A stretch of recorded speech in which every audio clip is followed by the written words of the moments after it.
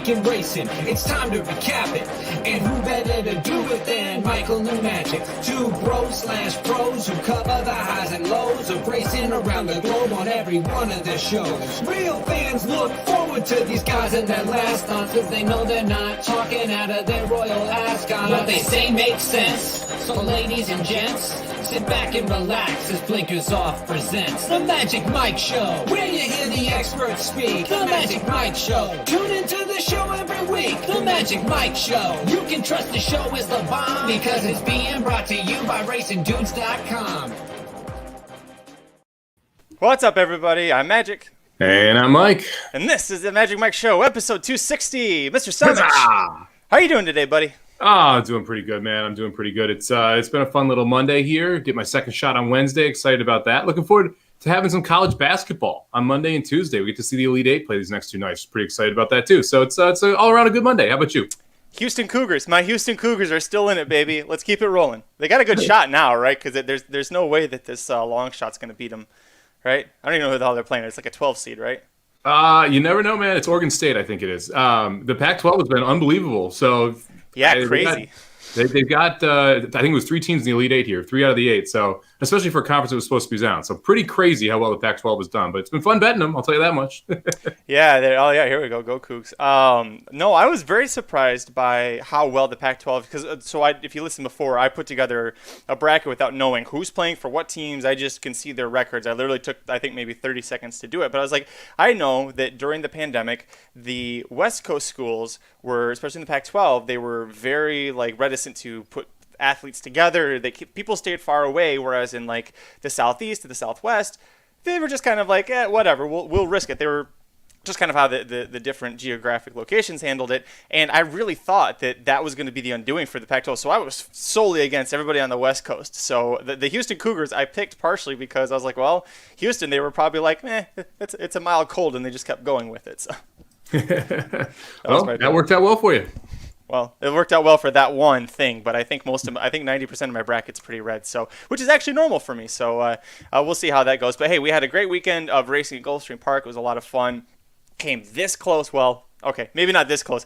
Went 3 out of 4 in the pick 4 tickets. I was gonna say I was this close to getting a 25 to 1 shot home. That if we had hit the pick 4, I would have been very upset about. Because we missed and only paid a couple $100. I'm not super sore about it. But before we get into it, Mike, what's the best thing you saw this weekend?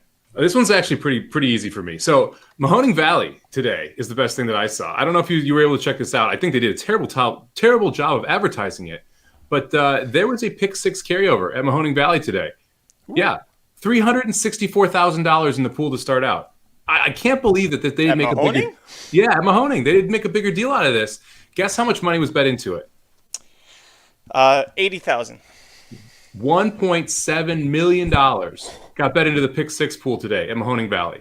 I am going to stand, I will die on the hill that some track needs to have a mandatory payout every Monday. This just proves how much money is out there sitting because people are so excited about the weekend. And then you get this monster payout or monster pool, and it paid out nice too. It paid $7,500, and we had one winning favorite. No one over 6 to 1 won any of the races and paid $7,500. So Mahoning Valley pick 6 pool today was the best thing I saw. It just reiterates, imagine if Gulfstream Park right now said, you know what, we're going to run Thursday to Monday, and every other Monday is a mandatory payout.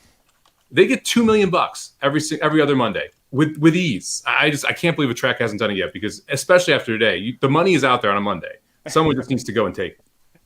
Well, you said it was misleading because you said, I can't believe nobody made a big deal about this. There's a carryover. And I was like, no, I didn't know. So that's why I went for $80,000. That was a little misleading. Little though. That's awesome though. I thought 364. I was like, that's a really good carryover from Mahoning. It's a pretty small track.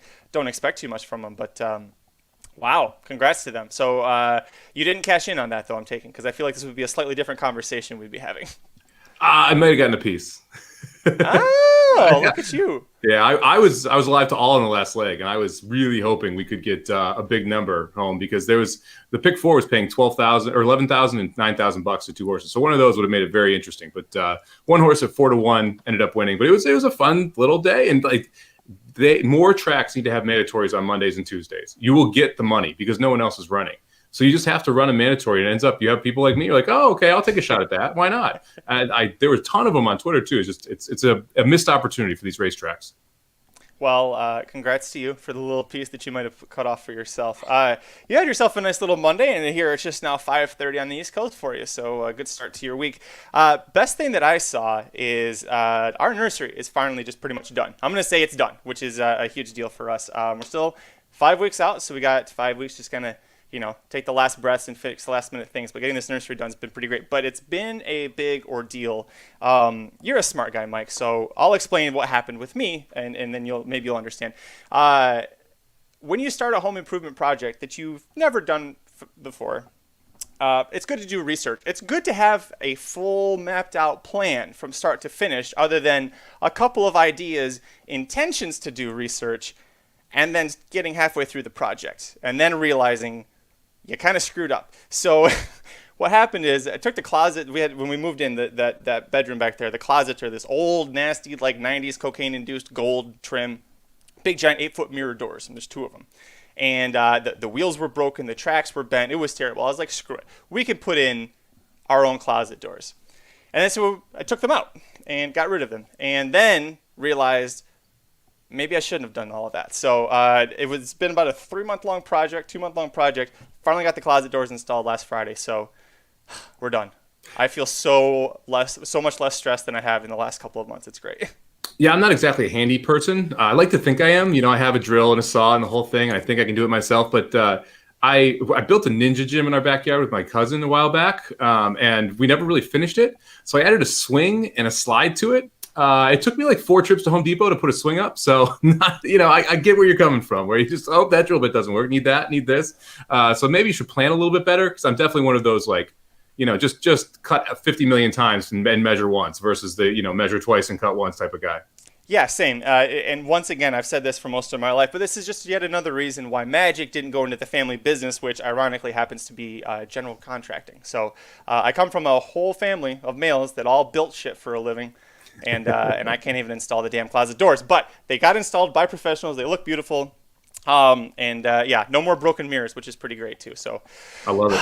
Yeah, it's great. Anyways, on today's show, we're going to be looking at last week's Gulfstream Park Saturday Late Pick 4 tickets we gave out. We'll talk about one of our favorite horses that also pulled off a big win Saturday. And then take a look at the Jeff Ruby Stakes and the Kentucky Derby picture heading into this really big weekend coming up. Let's get into it, Mike. Riders up.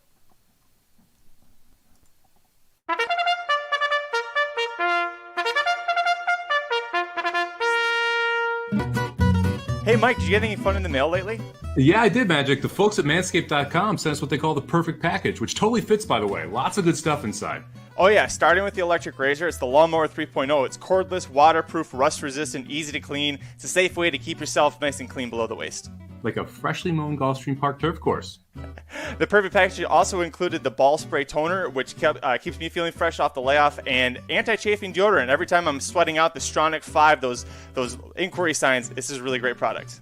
Yeah, after that, man, you throw on those premium boxers and you feel absolutely amazing. And what's going to feel even more amazing is for fans of the Magic Mike Show. You go to manscaped.com, use the promo code MAGICMIKE, MAGICMIKE, all one word. That code's going to give you 20% off plus free shipping on your first order. But wait, there's more. Only for the Magic Mike Army. If you use that code Magic Mike and send us a screenshot of your order, we're going to let you pick what track we cover on a future episode of the Magic Mike Show. And you'll get to send us your Pick 4 ticket in advance so that you can battle head-to-head with the experts on the show. Wait, it's just Aaron and I? Go to manscaped.com, use the promo code MAGICMIKE, MAGICMIKE. That's all one word to get 20% off plus free shipping. Plus, you'll get to be a part of a future episode of the Magic Mike Show. Support the Magic Mike Army. Use promo code Magic Mike. Your balls will thank you.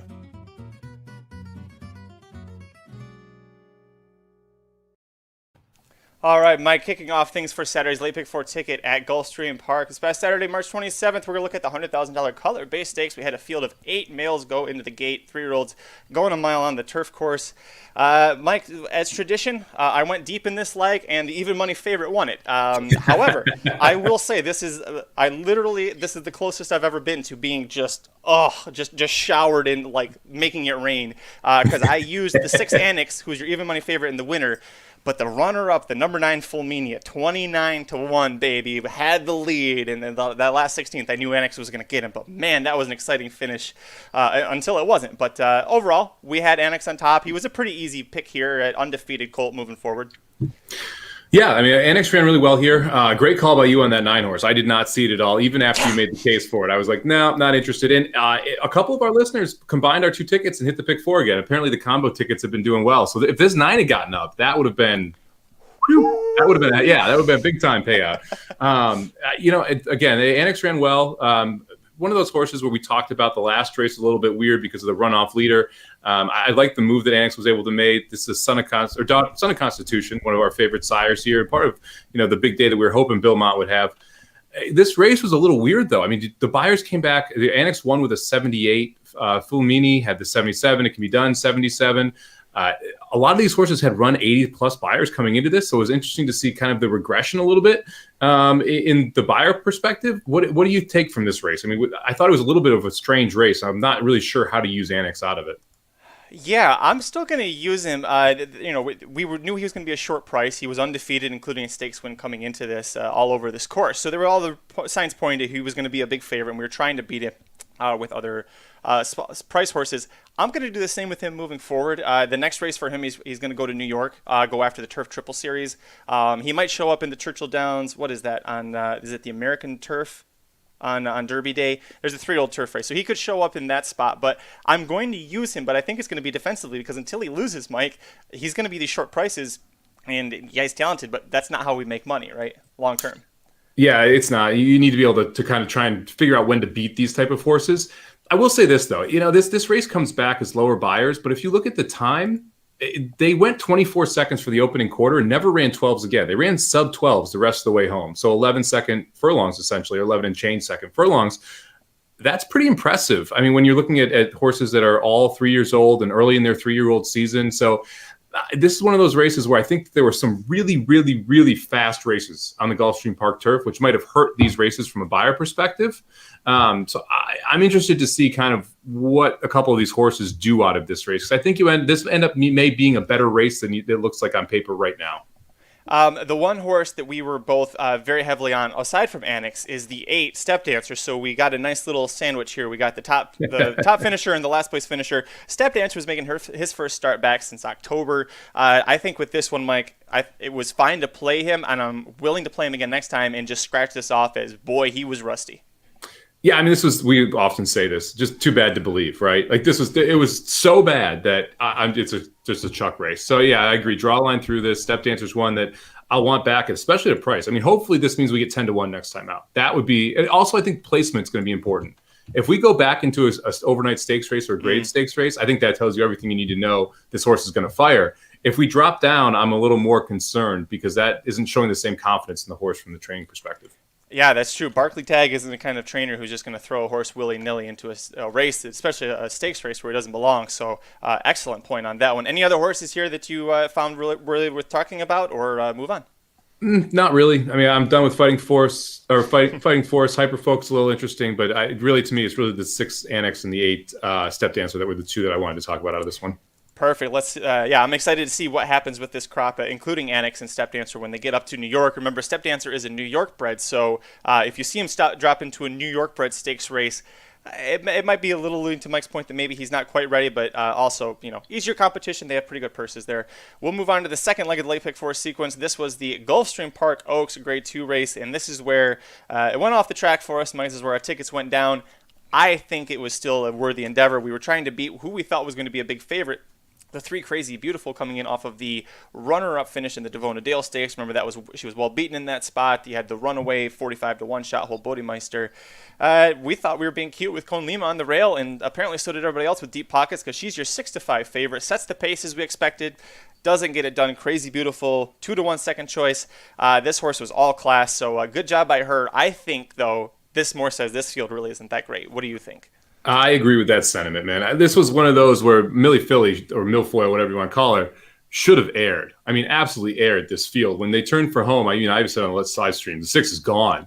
And then the 6 just kind of stopped. And I was pretty disappointed that she wasn't able to just run away because she took a couple length lead and just got caught. I mean, it wasn't like she got to the lead and got bored. She started looking around. She just was slower than Crazy Beautiful. And Crazy Beautiful was way back. I mean, last place at the half-mile point. It's not like they were flying up front. They went 48. So this is one of those situations where I agree with you. I think that the class really came through with Crazy Beautiful. And we talked about how she was the classiest horse in this field going into it.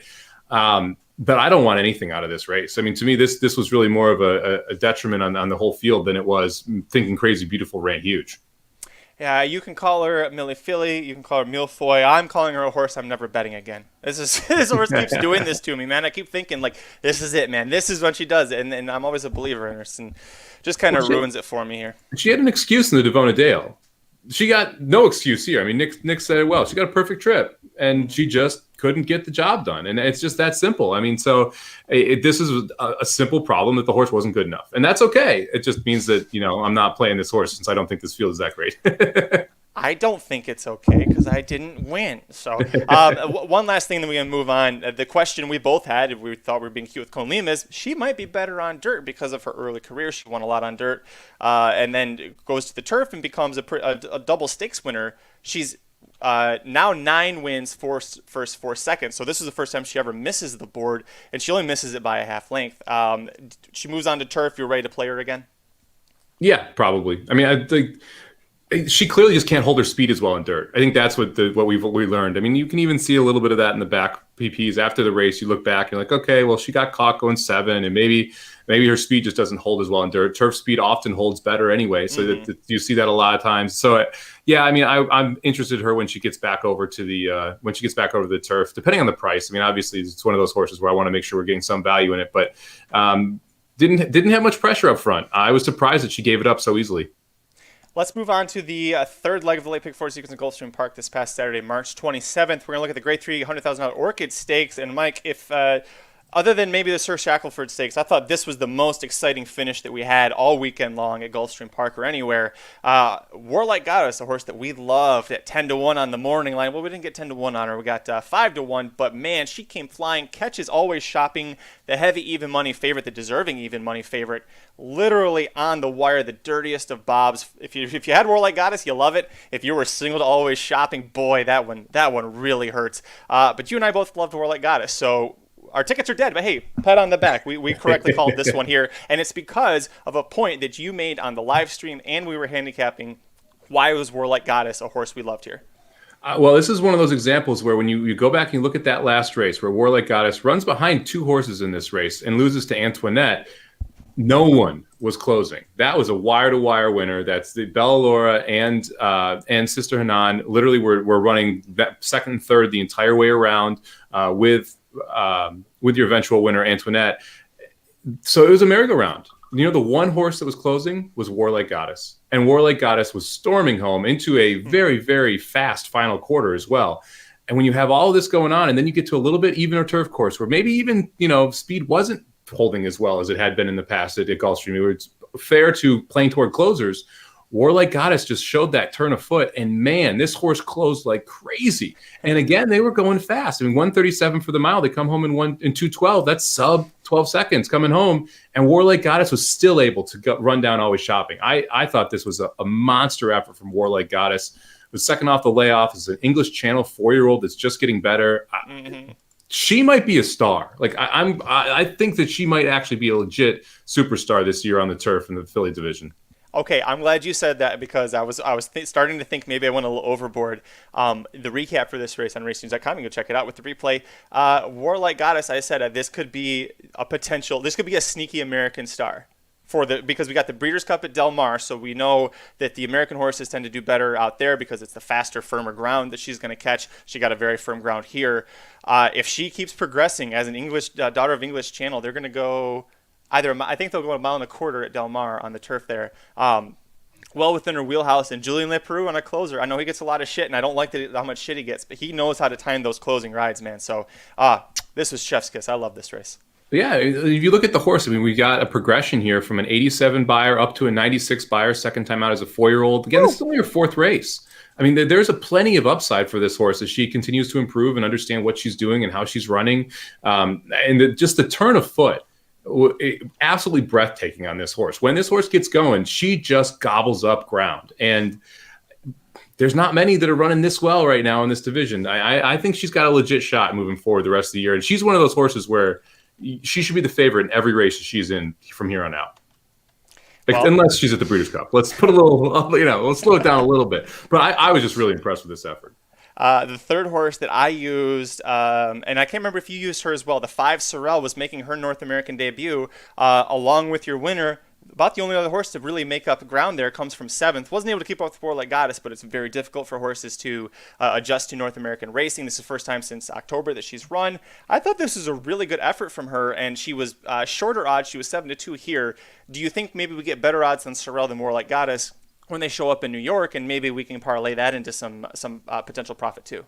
Yeah, I think you're going to get a better price on Sorrel next time out, just because she was pretty handily beaten here. I mean, the front two were 3 lengths in front of everybody else, and it wasn't really a close 3 lengths, if that makes sense. Yeah. I mean, they were clearly the best 2 horses in this race, and it's going to be tough for her to turn the table on a horse like War Like Goddess, who I think is only going to improve moving forward. I expect Sorrel to improve as well, second time in North America, but it's going to have to be a pretty big jump to run him down or run her down.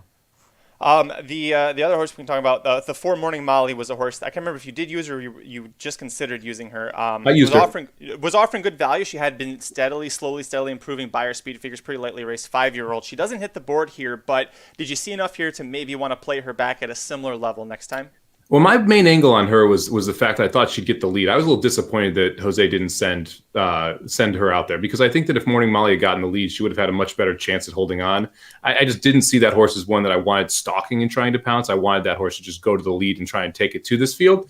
And they went 49 for the opening half, which isn't exactly flying, and she didn't do it. So I was a little disappointed in kind of the positioning of Morning Molly more than anything else. I probably wouldn't play her back unless I think she has a speed advantage again.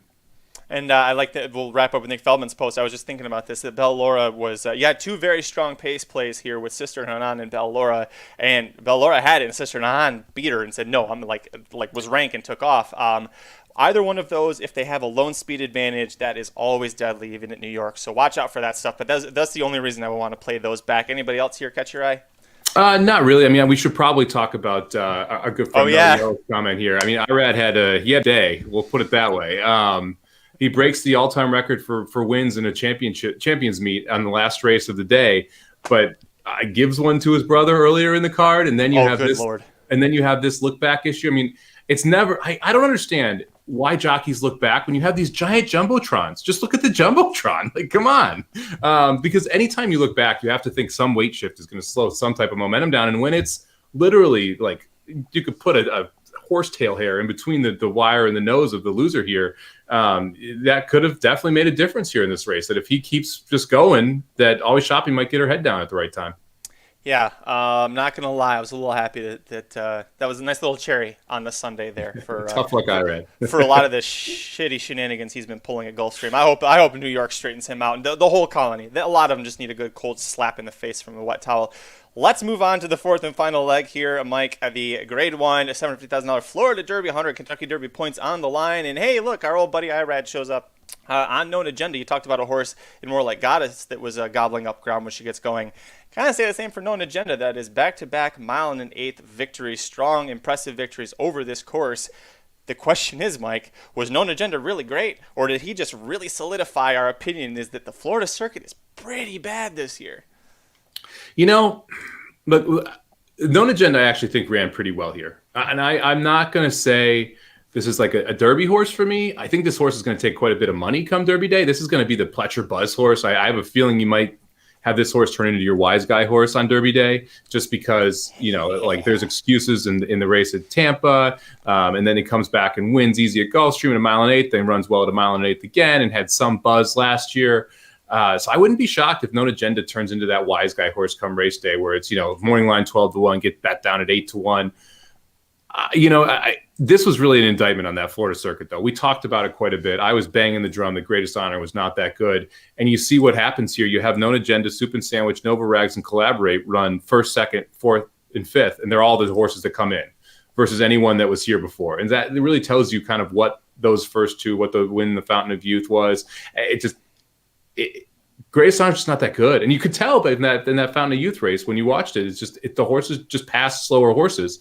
Now, like the problem is that Soup and Sandwich and Nova Rags were running at Tampa in races that we don't really want the horses out of. So now that Known Agenda beats them, I don't want to give Known Agenda too much credit for beating Greatest Honor, because I didn't think Greatest Honor was that good going into this race. And I think that's what a lot of people are going to do, is they're going to say, well, Known Agenda beat a good field here. And I think that Known Agenda kind of beat an okay field here. I mean, I would still say that Hot Rod Charlie was more impressive in Louisiana than Known Agenda was here in Florida because of what he was able to beat there.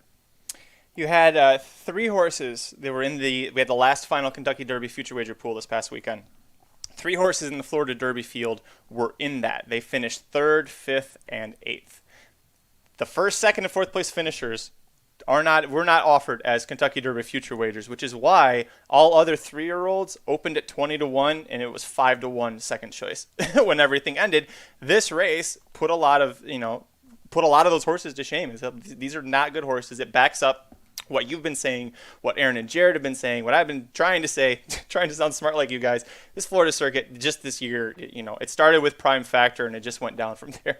Well, and that's the frustrating part too, man. Like, we drafted Prime Factor and we're like, this Florida circuit's just ripe for it's like someone's just going to dominate this thing. And clearly we were right in that front, at least. Like, we knew it was going to be Ty Pletcher and Irad. We had that part right. So it's funny, Pletcher, and we're going to talk about I'll save that because we're going to talk about that next anyway. But yeah, look, I'm not taking anyone in this field in the Derby. I have no interest in anyone from this field. I think the pace setup here will be a little interesting. Soup and Sandwich makes the Derby gate now. That's going to add a little bit more pace to the front end of it. But to me, I'm not interested in anybody here in the Derby. I think that obviously you're going to send him to the Derby, but I think that his better shot is the Belmont because he is by Curlin. He's got a really nice long stride. When he gets going, I think he's a decent horse. I think the fact that he's going to retire a Grade 1 winner is going to be – it's one of those things where it's like, okay, like, Nucky won the Del Mar Futurity a couple years ago because 8 Rings went into the rail. Like, he's a Grade 1 winner, but there's an asterisk next to it. I'm not going to say so much an asterisk for No Agenda, but there's varying levels of Grade 1 winners. The pick 4, since we didn't hit it, but it pays out $213.40. That pick 6 jackpot payout pays $38.6250 for the pick 6. And one of those, let's see, let me go 14, 13, 12, 11, 10, 9. Oh man, race 8 did not make it into that. Shoot, we'll talk about that later then. Let's talk about the Jeff Ruby Stakes, Mike. We'll go to Turfway Park. Why the one time a year that we do it? The Jeff Ruby Stakes has field of 11 horses in for 100 Kentucky Derby points on the line because if Churchill Downs owns your track, they just give it away like peaches and cream. Like the King gets the job done at 7-1. Sainthood at 10-1 gets second by head over Hockey Dad. Like the King is going to the Kentucky Derby. Sainthood expected to go to the Kentucky Derby, and Tarantino, the last place finisher who was the 5-2 favorite, is wheeling back in the Bluegrass Stakes at Keeneland this Saturday. We could potentially have 3 Jeff Ruby Stakes horses in the Kentucky Derby. Think about that one for a second. Mike, what do you think about this race? Yeah, that's kind of crazy. I'm gonna go out on a limb. I mentioned this on the live show. I'll say it again here. I think Sainthood's kind of interesting as a long shot in the Derby. Like, I think this horse may be able to run into a number. If you didn't watch this race, go back and check it out. The 5-horse Sainthood gets completely cut off by the 9-horse at the top of the stretch and then re-rallies up and almost gets back to the 1-horse. Like the King kind of goes outside the entire time, doesn't face any of that trouble and runs on to win. I think Sainthood could turn the tables. This is only the second race of this horse's career. And it's bred to go long. Like, everything else here kind of fits with this horse. So for me, this is, like I said, this is the third race. First time against winners, first time in a stakes company. Horse runs well. It's a Mashawish horse out of a Lemon Drop Kid mare. It's a China Horse Star, Windstar and China Horse Club horse. Like, a lot of things here kind of make sense for this horse going forward to have some talent. I think you're going to get a monster number on Derby Day. On Sainthood, yeah, I agree with you.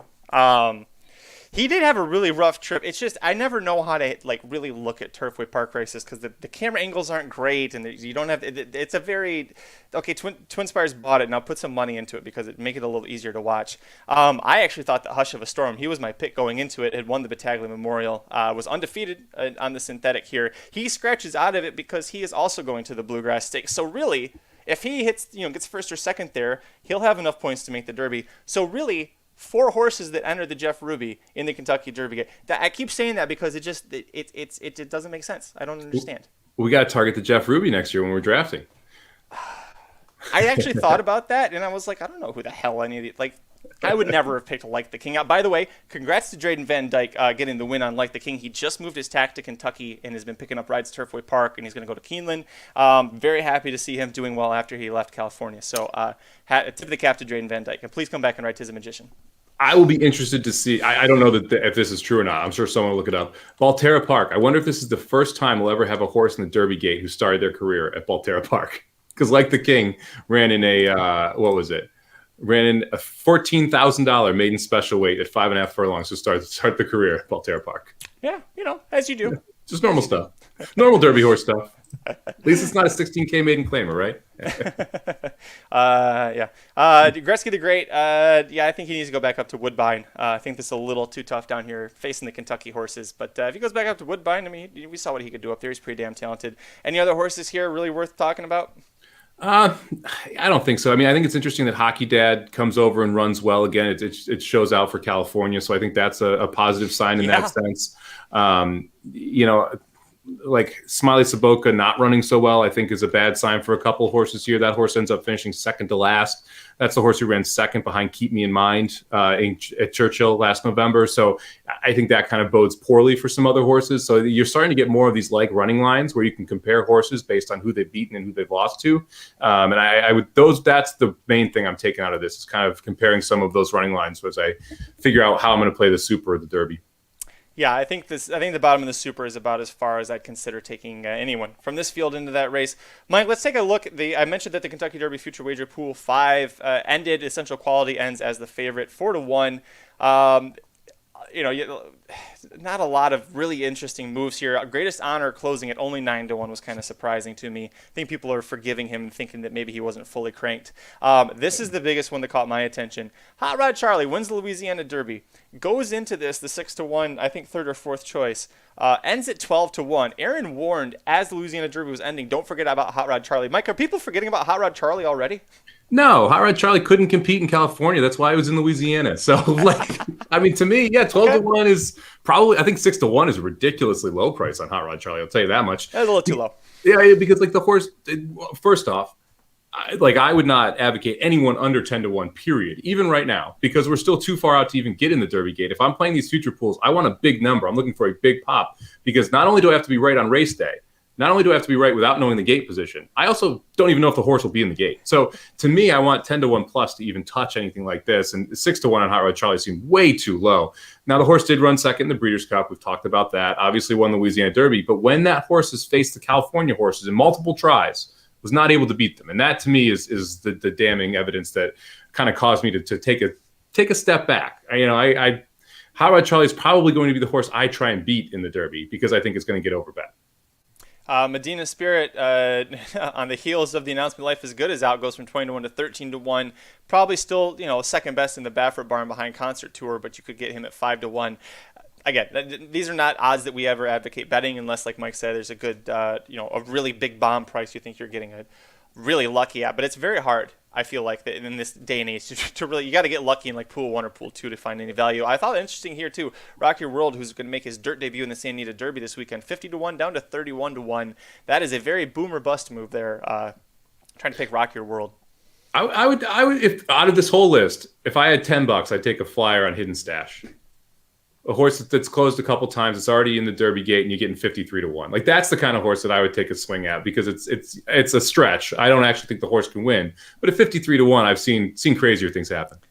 Yeah, $10. I mean, that's like you're not getting a good drink at the bar for that. Right. Like there's nothing there. So 10-1 on that, and if he pays off, well, that's a lot of drinks at the bar. That's 53 drinks at the bar you just were able to afford for yourself. I like how you do the math there. Let's move on to the it's LA. Everything out here costs at least $10. Let's go back to Gulfstream Park, Mike, because I teased earlier there was a horse that we love a lot that you turned me on to. That sounds weird. There's a horse that we both really love to watch race named I Have a Jedi. He's been a Mike Samich sneaky pick in several recent Magic Mike Show episodes.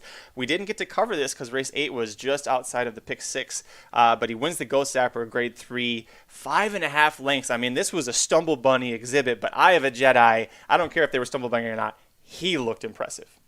Yeah, I think it's worthwhile mentioning this horse. I Have a Jedi just kind of keeps improving. I'm interested to see if this horse can run anywhere but Gulfstream. That is the one knock I can really make on this horse because I Have a Jedi doesn't really ship very often. But when you go back and you look through the past performances of this horse, we're now seeing career best buyers here late in the 6-year-old, early in the 6-year-old season, you saw a 99 in the Fred Hooper, where it just runs behind Performer. And that race, by the way, I mean, like if you look at the Harlan's Holiday as well, I mean, that race came back well with Tax winning. I had the Jedi Fat Man, who also won over the weekend. Now you have Eye of Jedi comes back and just misses at 17 or 13-1 to Performer, who was even money. The Gulfstream Park Mile, that was kind of just a line through that one. This race, man, it was a pretty big race, and this horse has run well at a distance before. If you go back in the PPs, you can see this horse has run well going 1 1/8 miles and was able to just whistle in the Sunday Silence last year. So the horse has the ability to go 2 turns, has the ability to go longer distances, and is improving. I think Eye of the Jedi is a sneaky horse that you want to keep an eye on moving forward if you can keep getting prices on this horse, because he tries hard every single time. I'm very curious to see where they send him. If they keep him at Gulfstream and target those smaller stakes against easier competition. He's never raced outside the state of Florida, and his last 30 starts of 32 were all at Gulfstream Park. The first 2 were at Calder, and that was it. Otherwise, he's been at Gulfstream Park. So I don't know. I feel like now you've got that graded stakes win for him. You know what he can do. Now I think this is affirmation. Okay, you're the owner-trainer, Steve Buda. You got a small operation. Take a shot. Take one shot at like a mid-level stakes up at New York where you don't draw the superstars. Take a shot with him, and if it doesn't work, come back to Gulfstream Park. I'll be right there. I'll be right there with Steve Buda. I'll take that shot if we get 20-1 in a stakes race. Like I think this horse has the type of talent that it's just late developing that may be a good older male horse moving forward.